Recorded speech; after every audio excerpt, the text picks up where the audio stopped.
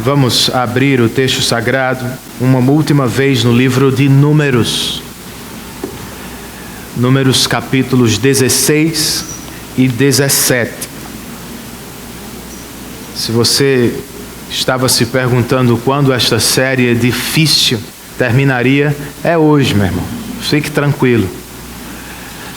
Próximo domingo eu acho que a gente volta a ficar mais light.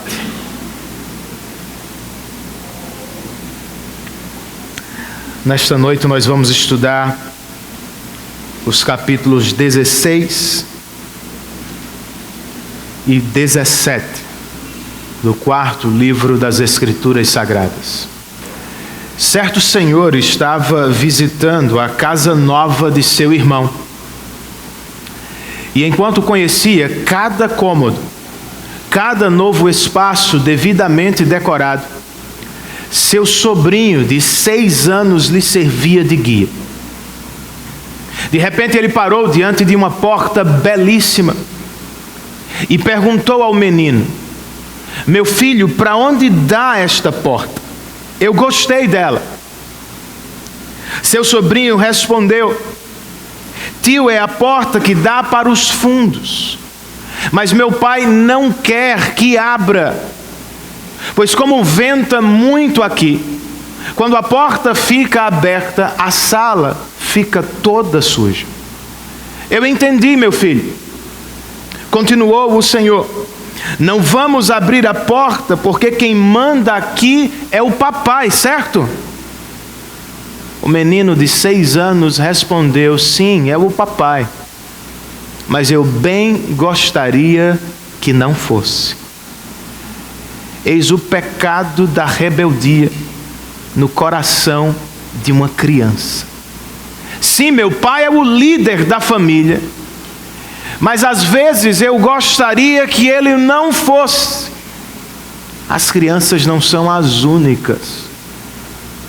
Nós todos temos alguma rebeldia no coração. Você e eu sabemos o que tem de ser feito, mas nem sempre fazemos. Nós entendemos que biblicamente devemos respeitar, obedecer e seguir as autoridades instituídas por Deus, mas quase nunca nos submetemos alegremente ou de boa vontade. Isso é rebeldia no coração. E foi o que os israelitas revelaram no deserto. Moisés e Arão os conduziram até as margens da terra prometida. Não precisava ter sido uma viagem tão longa, queridos. 500 quilômetros, que poderiam ser cobertos em aproximadamente, dizem os estudiosos, 6 meses. No entanto,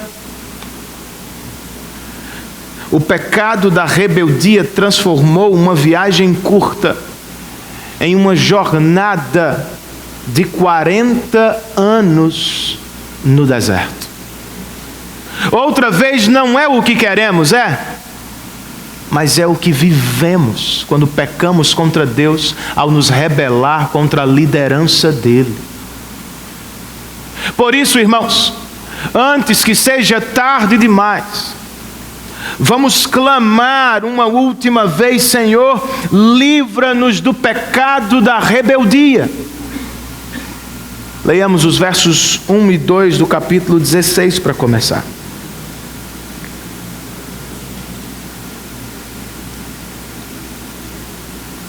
Todos encontraram o texto? O amém na igreja presbiteriana é para dentro, é silêncio. Eu entendi. Corá, filho de Izá, neto de Coate, bisneto de Levi, reuniu Datã e Abirão, filhos de Eliabe e On, filho de Pelete, todos da tribo de Ruben. E eles se insurgiram contra Moisés. Com eles estavam 250 israelitas, líderes bem conhecidos na comunidade e que haviam sido nomeados membros do concílio. Vamos orar mais uma vez? Senhor, nós nos aproximamos de Ti com temor e tremor. Pois por mais que não gostemos da ideia, nós todos temos alguma rebeldia no coração. Mas por graça, Senhor, ouça as nossas orações. Nós não queremos ficar no deserto. Livra-nos também deste pecado. Espírito Santo, nós dependemos de Ti. Eu para falar, toda a igreja para ouvir e responder de maneira apropriada. Por isso nós nos colocamos em Tuas mãos e declaramos que nós confiamos na Tua ação entre nós. Nós pedimos tudo isso, ó Deus e Pai, em nome de Cristo e para o louvor da glória dEle. Amém. Como acabamos de ler, trata-se de uma rebelião liderada por dois grupos distintos. De um lado você tem Corá e os levitas, do outro você tem Datã e Abirão e os rubenitas. O primeiro grupo se levantou contra a liderança religiosa de Arão, o sumo sacerdote. O segundo, contra a liderança civil de Moisés, o líder de todo o povo. E não é uma coincidência ter esses dois grupos juntos em uma mesma rebelião. Como destacou certo comentarista, esses dois grupos são vizinhos no acampamento. Eles estão sempre lado a lado na distribuição das tribos. Suas tendas sempre estão armadas ao lado sul do tabernáculo do Senhor. Por isso, diz o mesmo autor, bem que poderíamos chamar este episódio de a rebelião do lado sul. Seja como for, irmãos, Corá, Datã e Abirão se insurgiram contra Moisés e Arão. E o resultado, infelizmente, será trágico.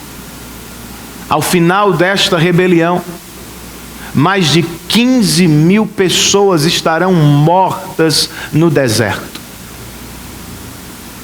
Que o Senhor nos livre de tal fim e que nenhum de nós seja encontrado entre os rebeldes impenitentes no dia do juízo de Deus. Este pecado pode ser muito danoso. Por isso eu e vocês precisamos fazer alguma coisa. Na verdade, nós precisamos que alguém faça por nós. Nós precisamos ser libertos, salvos do pecado da rebeldia. Como acontece? Vamos ouvir com atenção a instrução da Escritura, irmãos. Comecemos pelo pecado do povo de Israel. Depois de unidos, os dois grupos, verso 3 do capítulo 16.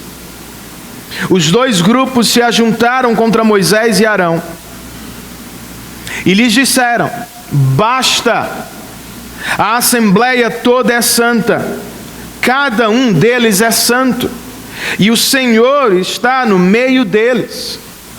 Então por que vocês se colocam acima da assembleia do Senhor? O que vocês acham? Eles estão certos ou errados? Em parte certos, em parte errados.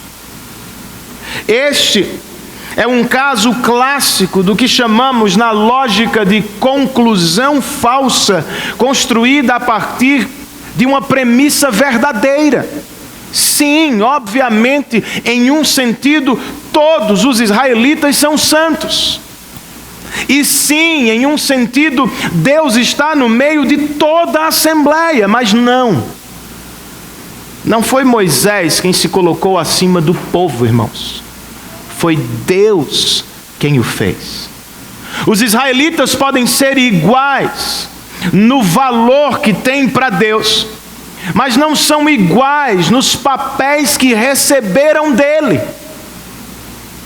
Deus ainda tem uma estrutura de governo, de liderança, de autoridade, foi instituída por ele.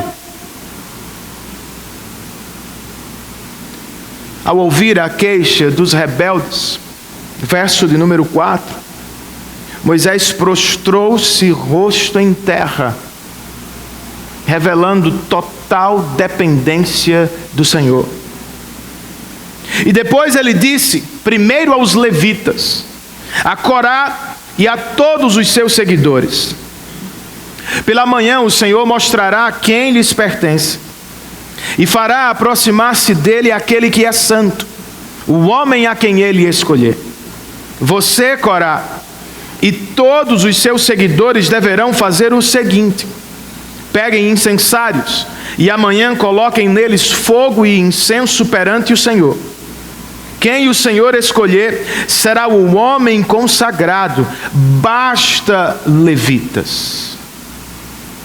Os levitas devem ter tomado um baita de um susto, irmãos, pois provavelmente se lembraram dos filhos de Arão, Nadab e Abiú.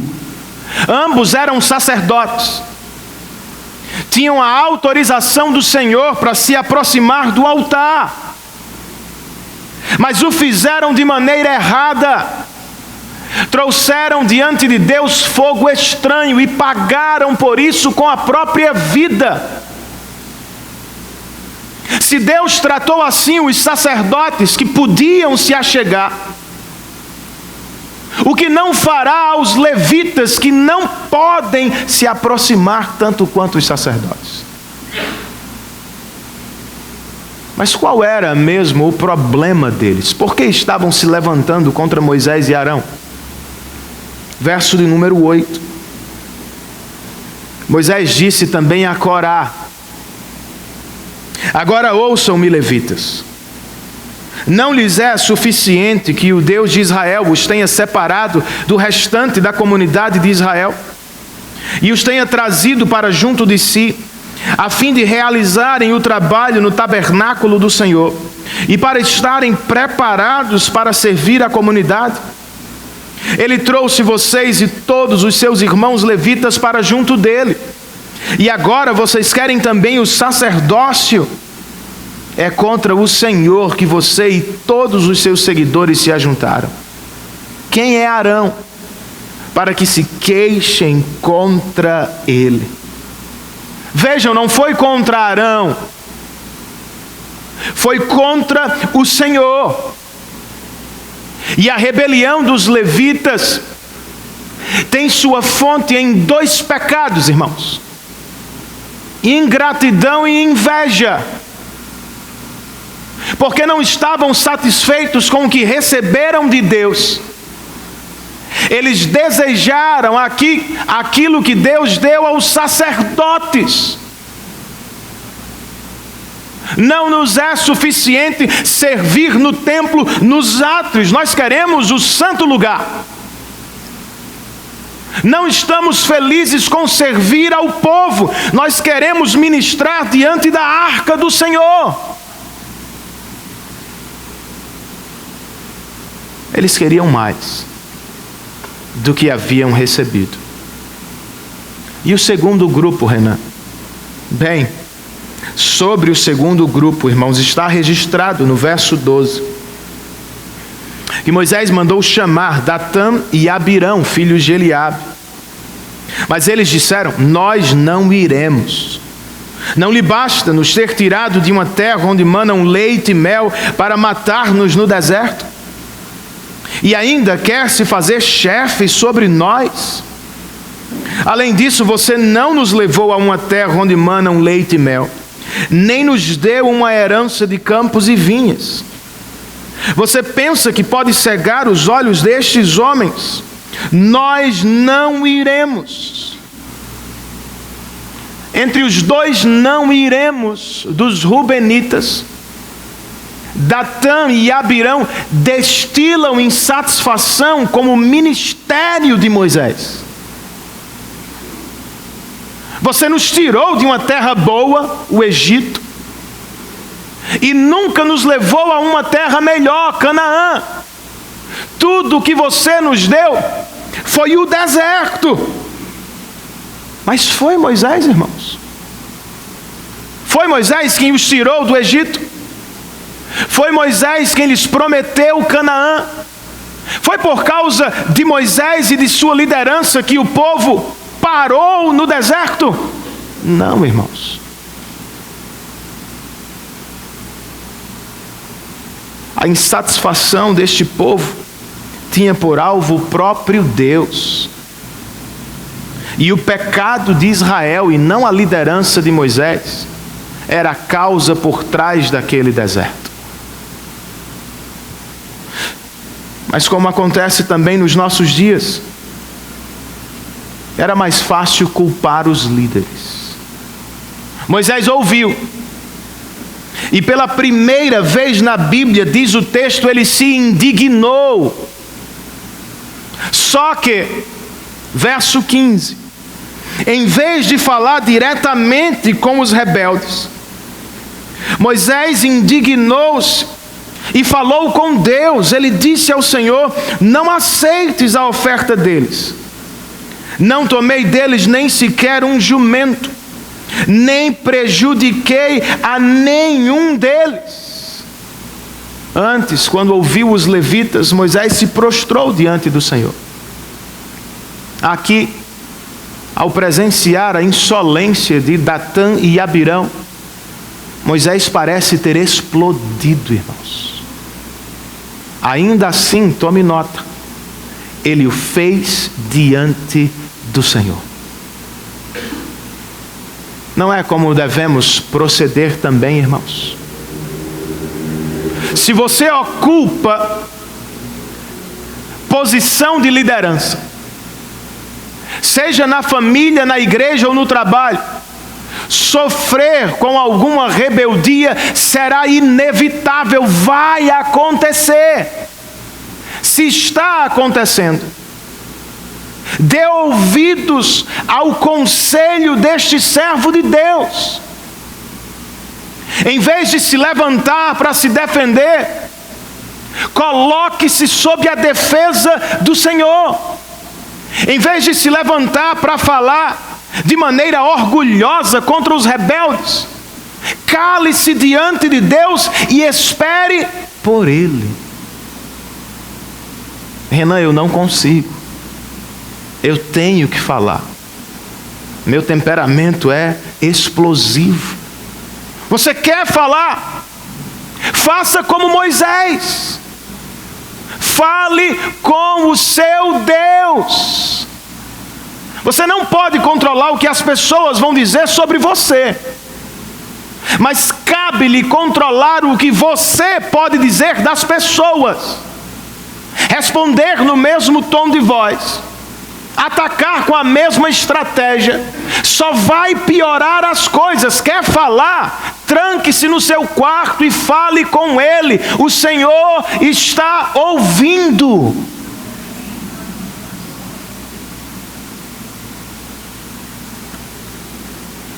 Agora, por que nós nos rebelamos, irmãos?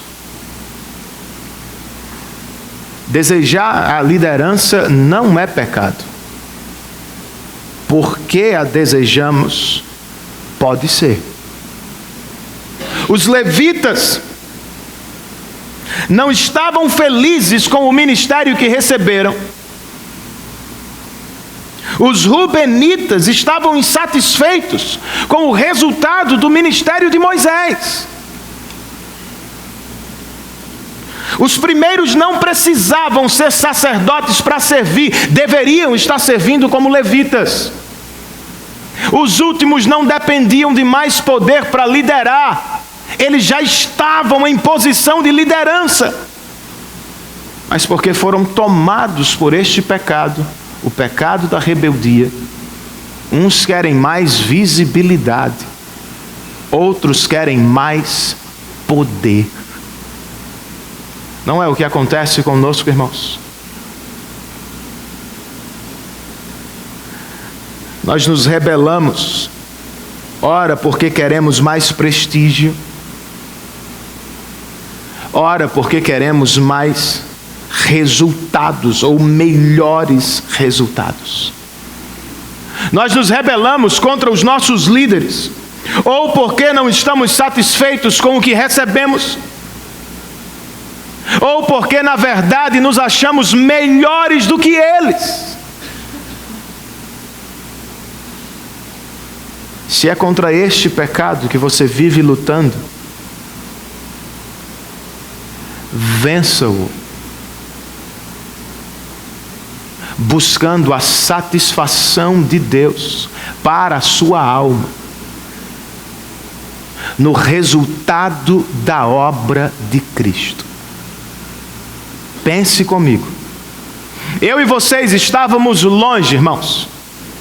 Nós não éramos povo de Deus, mas por graça e através do trabalho vicário dele e não seu, o Senhor nos trouxe para perto, nos colocou do lado de dentro de seu templo, nos deu o privilégio da adoração e do serviço. Por que você ainda vai reclamar?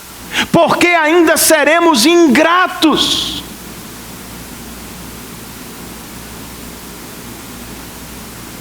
Se você não está tão perto do púlpito quanto gostaria de estar, lembre-se, você já está perto de Deus tanto quanto podia estar por causa de Cristo. Se as pessoas aqui ou lá fora não lhe veem, não lhe aplaudem pelo trabalho que você faz, se dê por satisfeito com o Evangelho. Por causa de Cristo, Deus o viu e o aprovou para todo sempre, meu irmão. Estejamos satisfeitos com os resultados da obra de Cristo. Os rubenitas diziam: Moisés, você não nos deu uma terra prometida, nos presenteou com um deserto. Que ministério de sucesso é este? Eles foram rebeldes e pragmáticos, irmãos. Não vamos segui-los. Em vez de culpar a liderança por nossos desertos, sejamos honestos e responsáveis. Se você não recebeu o que queria ter recebido, não alcançou a posição com a qual sonhava, seja honesto consigo mesmo, tenha coragem para se perguntar: será que eu fiz o que deveria ter feito?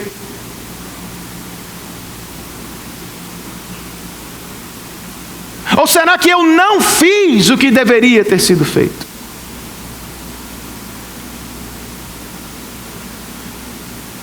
Será que o que eu estou colhendo não é resultado das minhas escolhas, talvez irresponsáveis?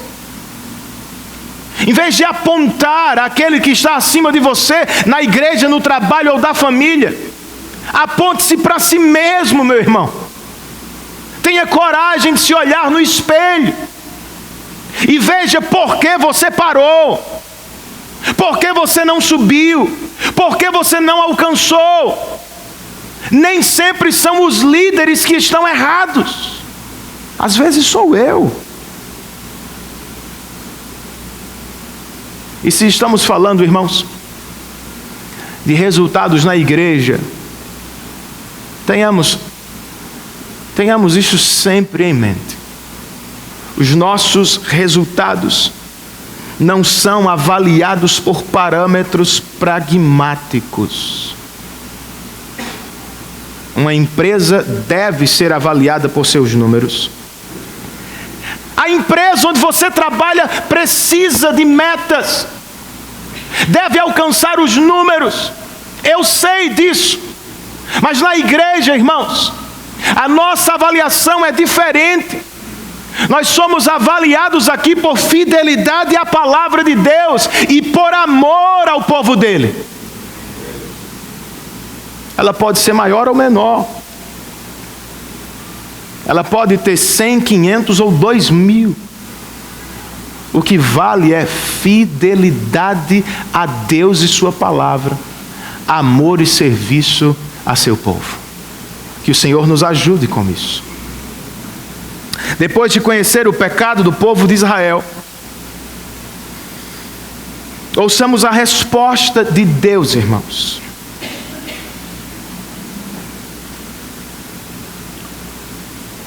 Moisés repetiu o que havia dito antes. Corá e seus seguidores deveriam se apresentar ao Senhor, cada um carregando um incensário. Verso 19.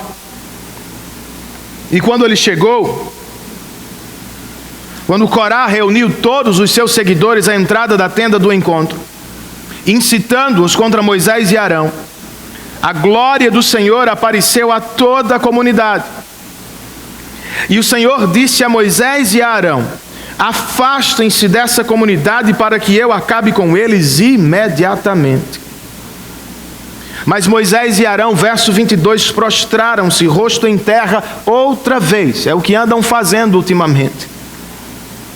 E disseram, ou oraram: ó Deus, Deus que a todos dá vida, ficarás tu irado contra toda a comunidade quando um só homem pecou?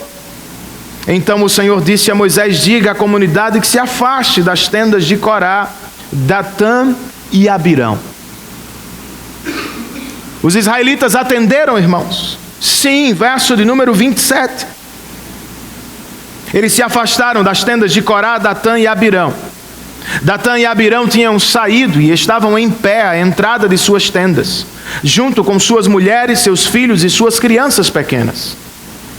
Foi quando Moisés disse, verso 28, assim vocês saberão que o Senhor me enviou para fazer todas essas coisas, e que isso não partiu de mim.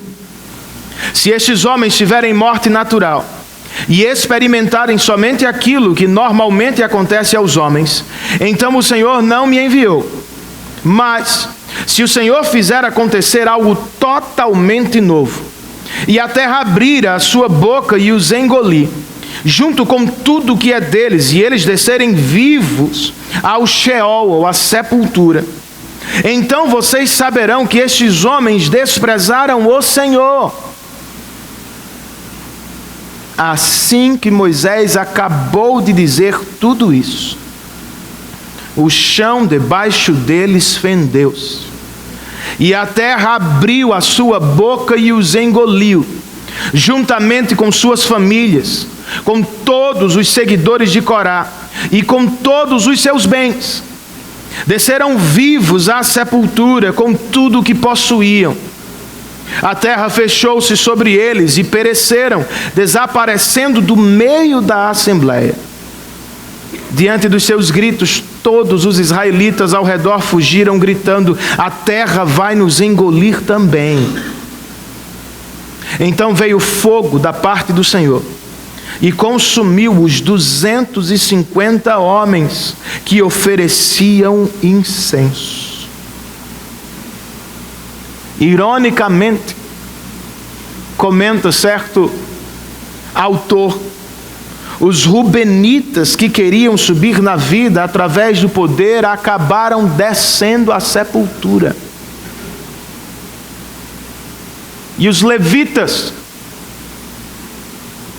que queriam ser como os sacerdotes, oferecer incenso a Deus, terminaram queimados eles mesmos.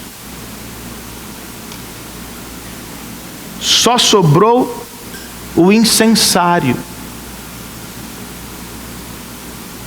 E com ele, verso 40, o sacerdote Eleazar fez um memorial para os israelitas. Com que propósito, irmãos? A fim de que ninguém que não fosse descendente de Arão queimasse incenso perante o Senhor. Por que não? Para não sofrer o que Corá e os seus seguidores sofreram. Espero que tenham aprendido a lição, irmãos. Muito mais, eu espero que eu e você estejamos dando ouvidos à mensagem da palavra de Deus. O pecado da rebeldia pode nos custar caro. Como consequência, eu e vocês podemos terminar sozinhos na vida. Foi o que Corá, Datã e Abirão viveram. Ouviram do próprio Deus: afastem-se deles. Alguém comentando o texto escreveu: se você é alguém continuamente difícil de ser liderado, os líderes acabam recuando. Eles cansam de tentar. Eles desistem. Será que não é o que você está vivendo no seu casamento, minha irmã? Seu marido é um pecador, eu não tenho dúvida.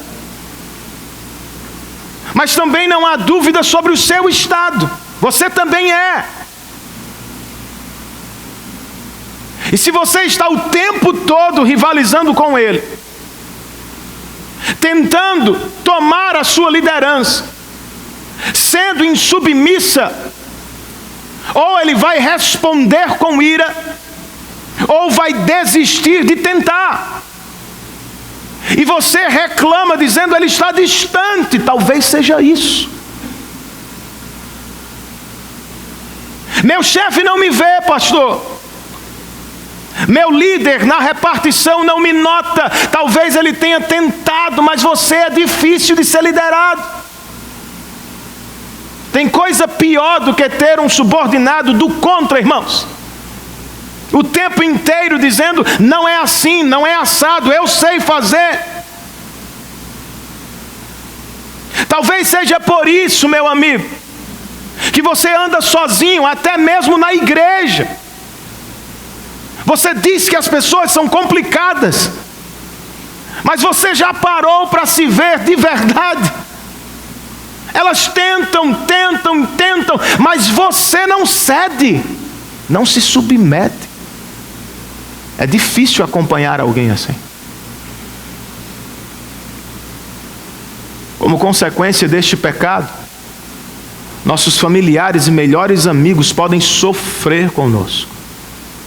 Corá, Datã e Abirão não morreram sozinhos. Familiares do maior ao menor, amigos próximos, foram todos juntos. Você acha que por causa deste pecado só você vai sofrer? Se por causa dele você se afasta da igreja, seus filhos estarão distantes também. Se por causa dele você influencia irmãos e amigos, logo eles estarão distantes também. E o Senhor pedirá contas.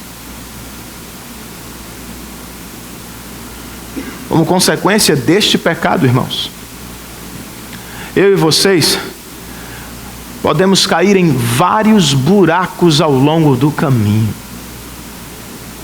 Os rubenitas se achavam poderosos. Embora tenham perdido o lugar de destaque das tribos por causa do pecado de Ruben, ainda se sentiam os primeiros. E do lado de fora eram poderosos mesmos.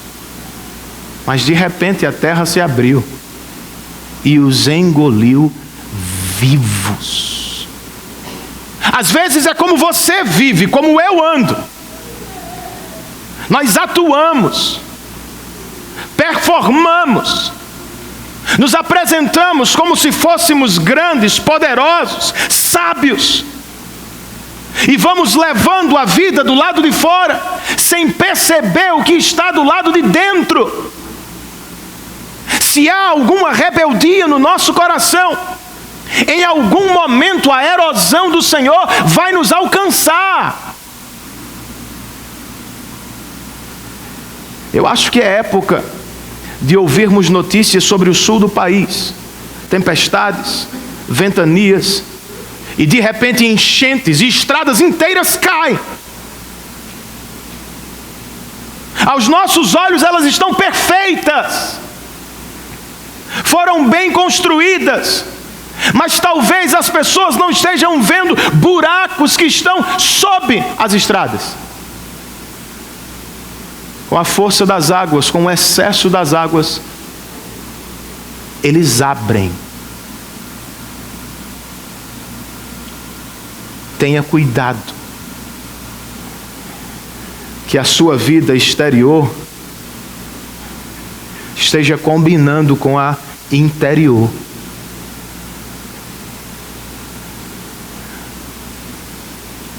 E se não é o que você quer viver,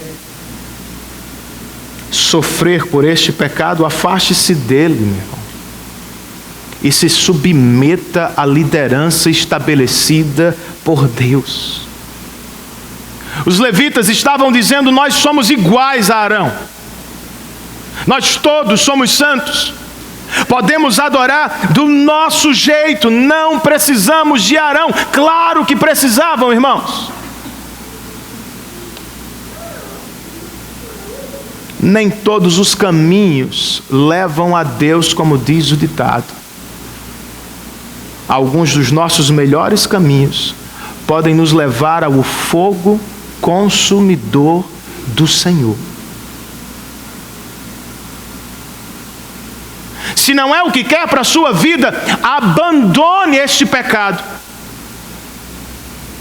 e venha para a submissão à palavra e àqueles que o Senhor instituiu para guiar você. E faça um favor à sua casa, traga junto. Por causa do pecado dos rebeldes, os filhos pagaram caro. Mas por causa da obediência de vários pais, filhos foram poupados. São os termos da aliança do nosso Deus, irmãos. Ele prometeu visitar os pecados dos pais até a 3ª e 4ª geração de seus filhos. Mas Ele prometeu abençoar os filhos dos pais piedosos para todo sempre. Se você quer o bem da sua família, traga inteira para a submissão da palavra. Alguns filhos devem ter ido nos braços das mães, eram pequenos. Outros foram guiados pelas mãos de seus pais. Alguns adolescentes foram alegremente, outros foram forçados, empurrados, não importa, todos escaparam.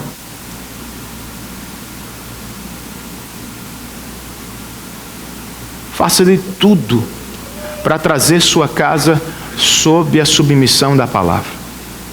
Não espere por mim. Não dependa dos professores da nossa escola bíblica dominical. Seja você o pastor da sua casa, meu irmão.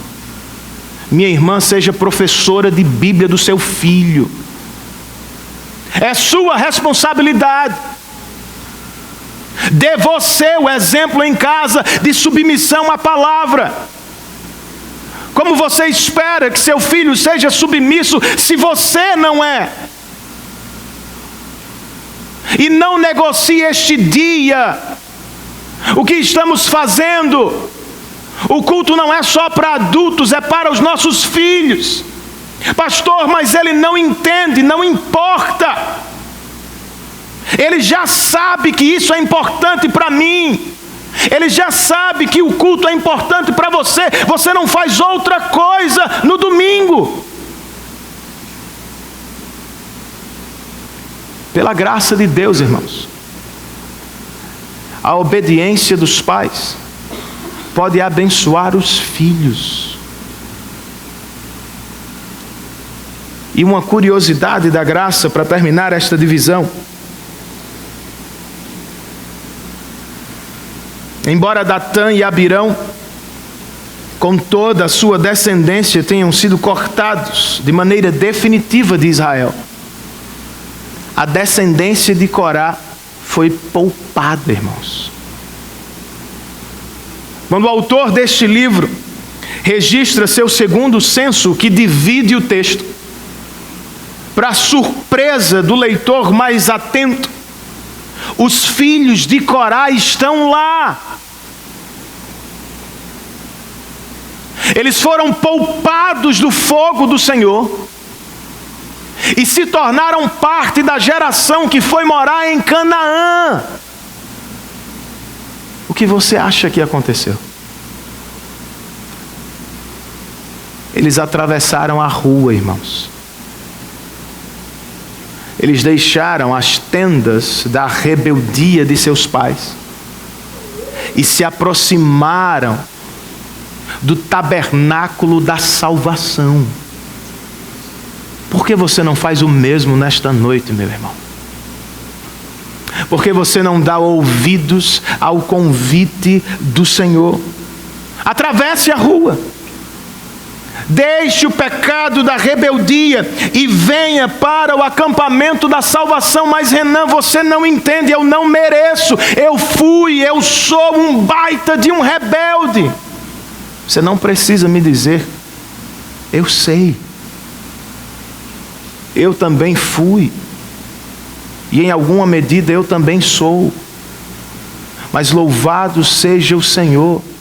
Nós não somos salvos pelo que fazemos ou deixamos de fazer.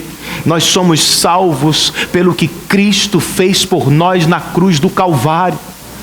Você foi rebelde, você pode ser rebelde, ele não foi. Ele foi obediente de maneira perfeita e assumiu o seu lugar diante do fogo divino para salvá-lo, meu irmão. Ele se permitiu ser engolido, não pela terra, mas pela nossa morte, por sua condenação. Mas Renan, por que Jesus precisava morrer?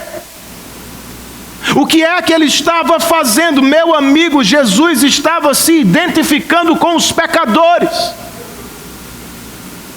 Estava assumindo o destino que era deles. Condenação e morte, para que pela graça os pecadores pudessem receber o destino que era dele, comunhão e vida eternas com o Pai. Jesus cruzou a rua para salvar você. Só que a distância era maior, a avenida era imensa. Ele deixou o trono da glória para morrer em uma maldita cruz no seu lugar. Mas louvado seja o Cordeiro de Deus, ao terceiro dia ele deixou a sepultura para nos levar à glória eterna de seu Pai. Você quer ir? Então abandone a rebeldia do seu coração e se submeta ao que Deus fez por você em Cristo Jesus. Para terminar, queridos, vejamos a intercessão de Arão.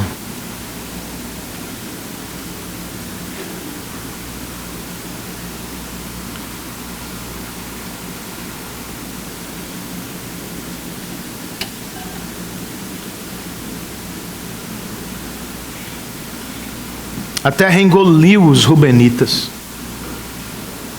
O fogo consumiu os levitas. E os israelitas viram tudo.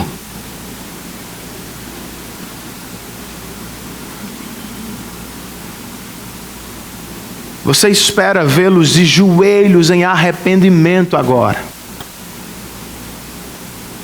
Eles não estão com os joelhos dobrados, irmãos. Eles estão de pé.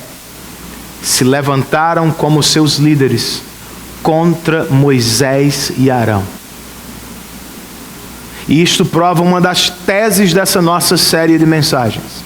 Este pecado, como os anteriores, também é contagioso. Verso 41 do capítulo 16. No dia seguinte, depois de ver tudo que Deus fez, toda a comunidade de Israel começou a queixar-se contra Moisés e Arão, dizendo: vocês mataram o povo do Senhor.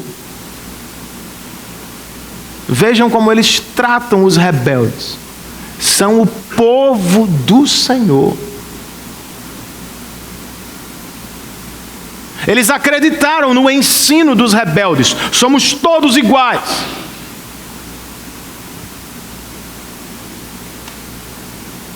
E Deus não tem o direito de fazer o que Ele fez.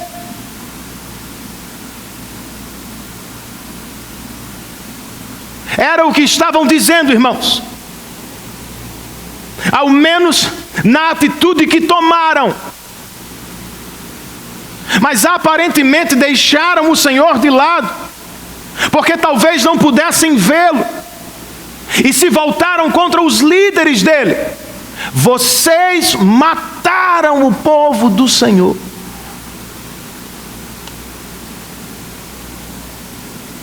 O pecado da rebeldia passou dos líderes para a congregação. Quando, porém, verso 42, a comunidade se ajuntou contra Moisés e contra Arão, eles se voltaram para a tenda do encontro. Repentinamente a nuvem a cobriu e a glória do Senhor apareceu. Então Moisés e Arão foram para a frente da tenda do encontro, e o Senhor disse a Moisés: saia do meio dessa comunidade para que eu acabe com eles imediatamente. Repentinamente.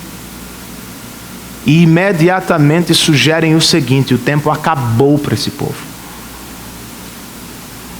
Não há mais diferença entre os líderes e o povo. Para Deus são todos iguais, igualmente rebeldes, e merecem o mesmo castigo.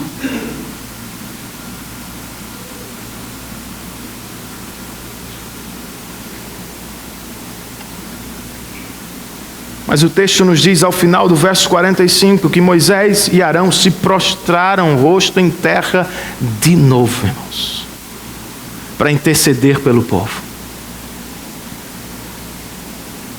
E Moisés disse a Arão, verso 46, pegue o seu incensário e ponha incenso nele, com fogo tirado do altar, e vá depressa até a comunidade, para fazer propiciação por eles.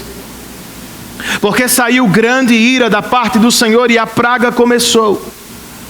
E Arão fez o que Moisés ordenou e correu para o meio da assembleia.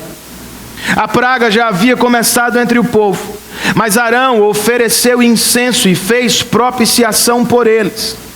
Arão se pôs entre os mortos e os vivos, e a praga cessou. Foram 14.700 os que morreram daquela praga, além dos que haviam morrido por causa de Corá.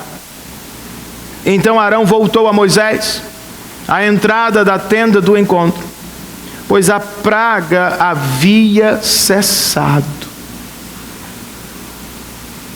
Diferentemente de Corá, irmãos, Arão, que era autorizado para ministrar, fez o que tinha de ser feito.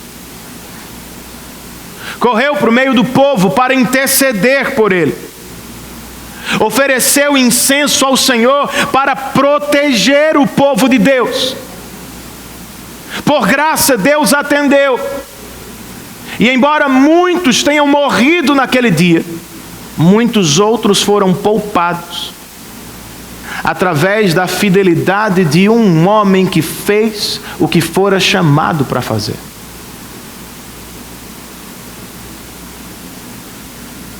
Foi o fim daquela praga. Mas o Senhor queria mais. Ele queria pôr um fim nos pecados do deserto. Por isso, verso 1 do capítulo 17. O Senhor disse a Moisés: peça aos israelitas que tragam 12 varas, uma de cada líder das tribos. Escreva o nome de cada líder em sua vara. Na vara de Levi, escreva o nome de Arão, pois é preciso que haja uma vara para cada chefe das tribos. Deposite-as na tenda do encontro, em frente da arca das tábuas da aliança, onde eu me encontro com vocês. A vara daquele que eu escolher florescerá, e eu me livrarei desta constante queixa dos israelitas contra vocês. Por meio deste simples sinal, disse o Senhor, eu vou trazer fim aos pecados do deserto. Uma vara vai florescer diante dos olhos da comunidade. Os israelitas vão ver se todos são iguais em valor e papel, ou se eu estou certo em ter a minha ordem de autoridade e liderança. Eles fizeram segundo ouviram, irmãos. E diz o verso 8 do capítulo 17, que no dia seguinte Moisés entrou na tenda e viu que a vara de Arão, que representava a tribo de Levi, tinha brotado, produzindo botões e flores, além de amêndoas maduras. Então Moisés retirou todas as varas da presença do Senhor e as levou a todos os israelitas. Eles viram as varas e cada líder pegou a sua. E o Senhor disse a Moisés: ponha de volta a vara de Arão em frente da arca das tábuas da aliança, para ser guardada como uma advertência para os rebeldes. Isso porá fim à queixa deles contra mim. Além de apontar para a liderança estabelecida de Arão, apontada por Deus, este sinal era sinal de vida para aqueles que iriam se submeter à liderança do Senhor. Curiosamente, irmãos, os israelitas que viram o sinal de vida terminam este texto com medo da morte. O Senhor está prometendo vida àqueles que se submeterem à liderança instituída por Ele. Mas eles dizem a Moisés no verso 12: nós morreremos. Estamos perdidos. Estamos todos perdidos. Todo aquele que se aproximar do santuário do Senhor morrerá. Será que todos nós vamos morrer?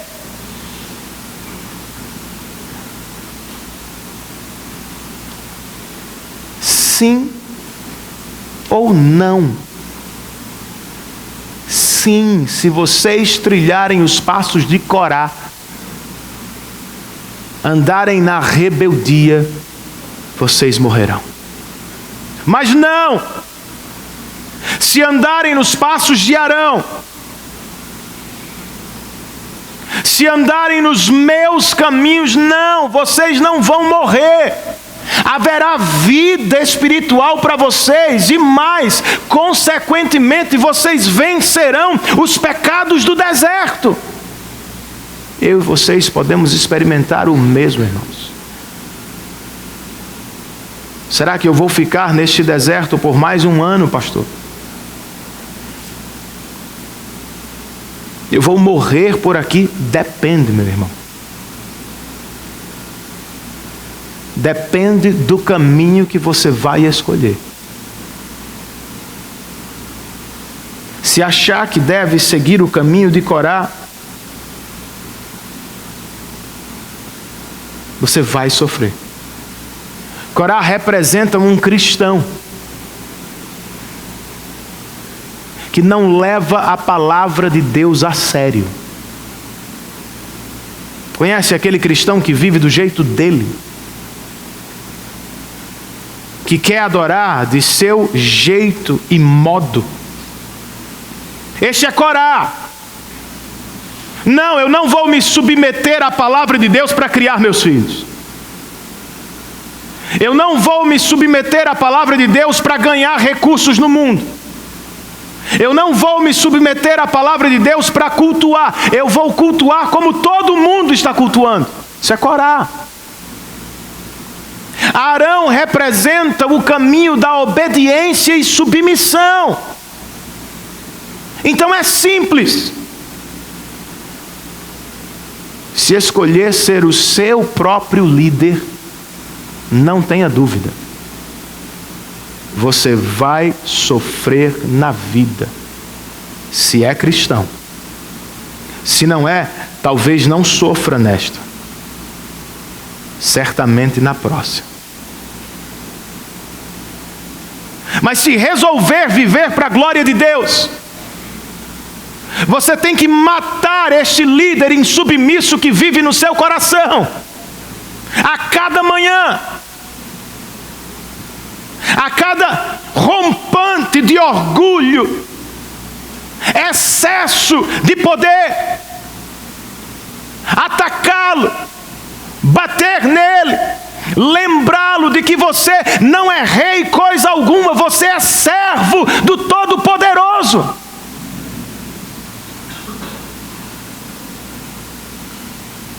Ou ele lidera ou você lidera. Ou é o seu caminho, ou o caminho de Deus. E nós fazemos muita confusão com isso, irmãos.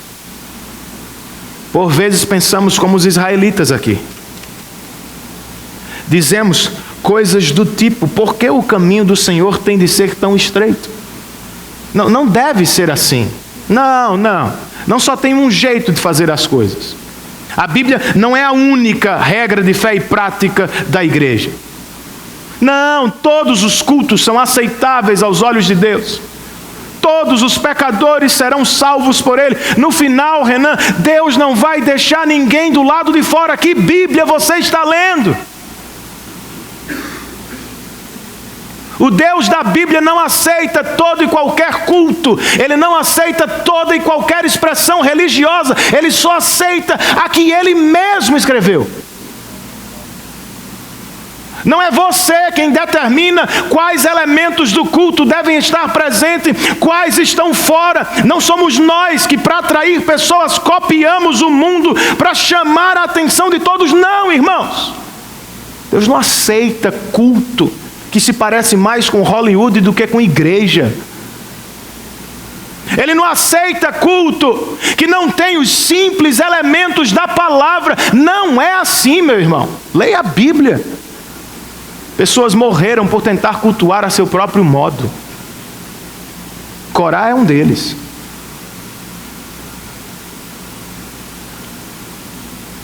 Mas nós confundimos as coisas. Todos serão salvos no final. Todos são aceitáveis diante de Deus. Não são, irmãos. De Gênesis a Apocalipse, só tem um caminho de salvação: a intercessão de um homem justo. Foi por isso que Arão correu para o meio do povo, lá no acampamento, para pedir a Deus, rogar a Deus pelo povo, fazer propiciação pelo pecado do povo. Foi por isso que Jesus nasceu, meu irmão. Não foi para ser um bebezinho indefeso, bonitinho na noite de Natal, uma coisa encantada, maravilhosa, não. Ele nasceu para morrer, para se colocar entre um Deus santo e um bando de pecadores que foi eleito por Ele na eternidade.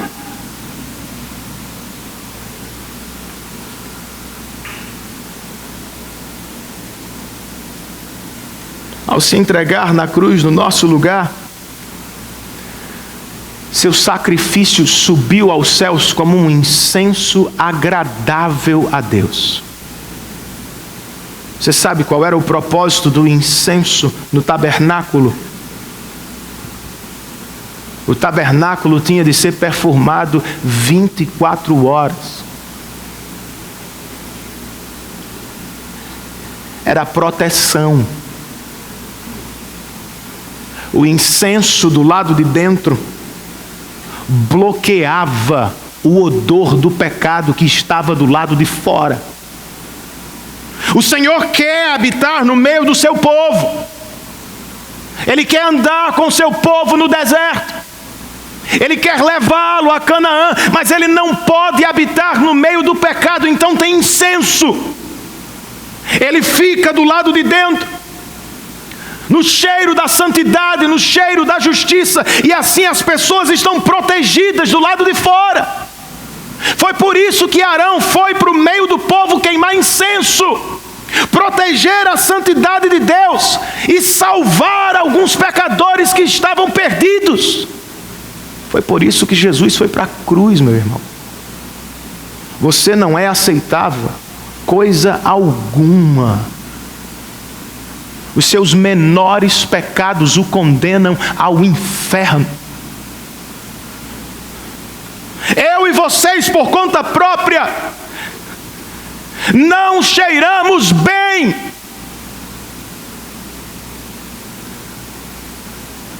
Mas na cruz do Calvário, o aroma da justiça de Deus protegeu rebeldes. O aroma da graça de Cristo nos salvou da condenação eterna. Louvado seja o Cordeiro de Deus que tira o pecado do mundo. Esse é o caminho de Deus. E essa é a mensagem que pregamos, de janeiro a dezembro. Salvação mediante o Filho perfeito e obediente de Deus. Agora, para fazê-lo, irmãos, com eficácia, nós precisamos às vezes fazer o que Arão fez: ir para o meio do povo. Não foi o que Paulo disse aos Coríntios: nós somos o aroma de Cristo, para os que estão sendo salvos e para os que estão sendo perdidos. O que implica proximidade. Pregar por trás do púlpito aos domingos é mais fácil. Dar aula na escola bíblica é mais fácil. Pregar no trabalho, na família, na repartição é muito mais complicado, eu sei. Mas nós somos o aroma de Cristo. Ele nos colocou onde estamos com este propósito. É o aroma de Cristo que as pessoas sentem quando estão conosco, de segunda a sexta no trabalho.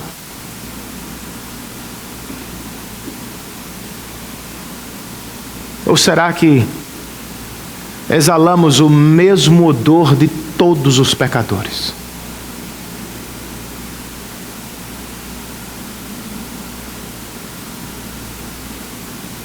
Lembre-se, pessoas estão morrendo, irmãos.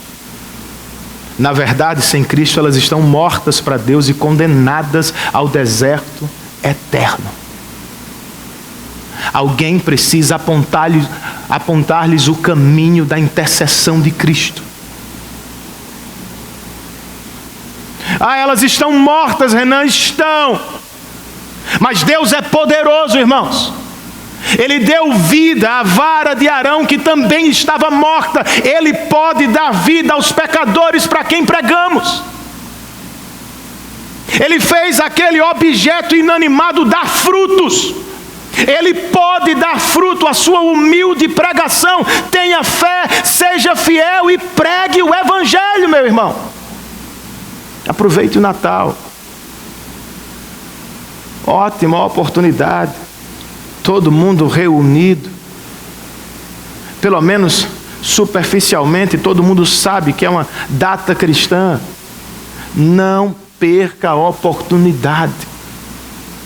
Natal é a luz que veio do céu para aqueles que estavam em trevas. Não é a luz que você tem na árvore, nada contra. Não é a luz que você colocou na varanda, não tenho problema com isso. Use a luz que você tem na casa como ponte. Natal é a luz da glória de Deus que veio para aqueles que estavam em trevas. Vamos pregar, irmãos. Pastores e presbíteros, sejamos o aroma de Cristo para essa igreja. Percebam, o ministério deste homem trouxe vida para o rebanho. Arão poupou alguns, deu vida a outros por meio de seu ministério. É o que Deus nos chamou a fazer. Mas se queremos fazê-lo para a glória de Deus, precisamos fazer segundo o jeito de Deus. Não é como eu aprendi na faculdade. Não é como você faz no exército. Aqui, meu irmão, a igreja é liderada pela palavra de Deus. Ela vive sob o poder do Espírito e vive no amor de Cristo. Pastores, presbíteros, diáconos, cristãos, todos juntos vamos para o meio do povo pregar o Evangelho de Cristo. É isso, irmãos. Ninguém precisa entrar no novo ano vivendo no mesmo deserto. A vida pode ser melhor para você.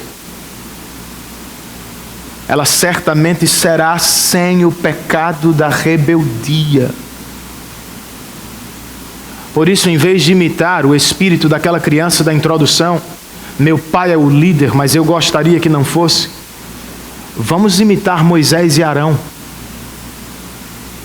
que constantemente são descritos aqui, prostrados, rosto em terra perante o Senhor.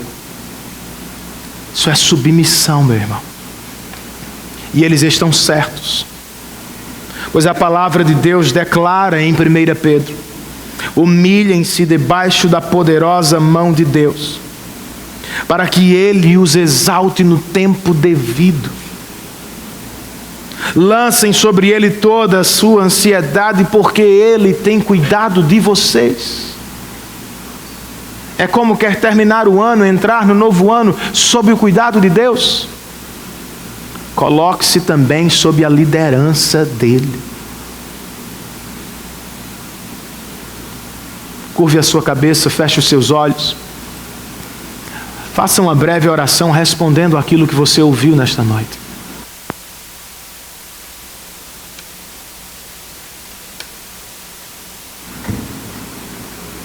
Senhor, tenha misericórdia de nós.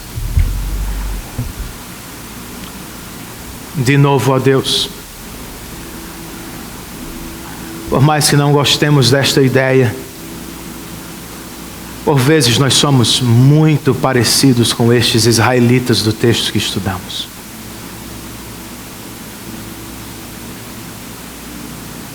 Às vezes em coisas grandes, na maior parte do tempo em coisas pequenas. Queremos o nosso jeito, do nosso jeito. Nos levantamos, mesmo sem verbalizar, contra a tua liderança, toda vez que a trocamos por nossa própria liderança. Tenha misericórdia de nós, Senhor. Tenha misericórdia de filhos insubmissos a seus pais, mulheres insubmissas a seus esposos, esposos insubmissos ao Senhor.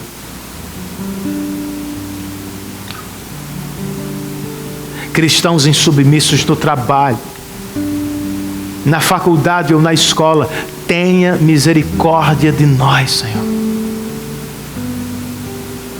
Por obra do Teu Santo Espírito, dobre-nos no coração. E que não apenas da boca para fora, mas que de verdade estejamos totalmente rendidos diante do Teu altar.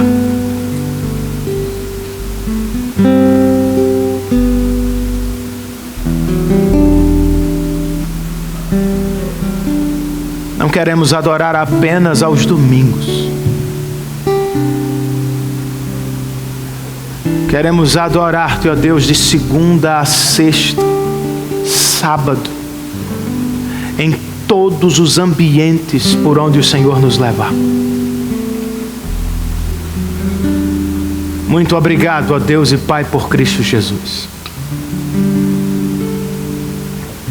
Ele acertou onde erramos. Ele obedeceu para salvar pecadores rebeldes como todos nós.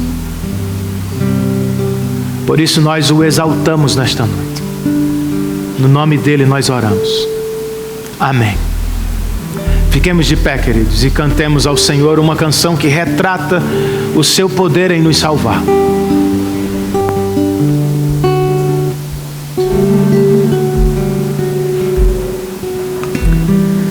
Recebamos a bênção do Senhor, irmãos. Que o amor de Deus, o nosso bendito Pai Celestial, a maravilhosa graça de Jesus Cristo, nosso Salvador, mas também Rei e Senhor, a comunhão, o poder, a presença e o cuidado do Santo Espírito de Deus estejam sobre todos nós, bem como sobre todos os nossos irmãos espalhados pela face da terra, desde agora e para todos sempre. Todos nós dizemos. Cantemos uma vez mais o refrão desta canção, irmãos.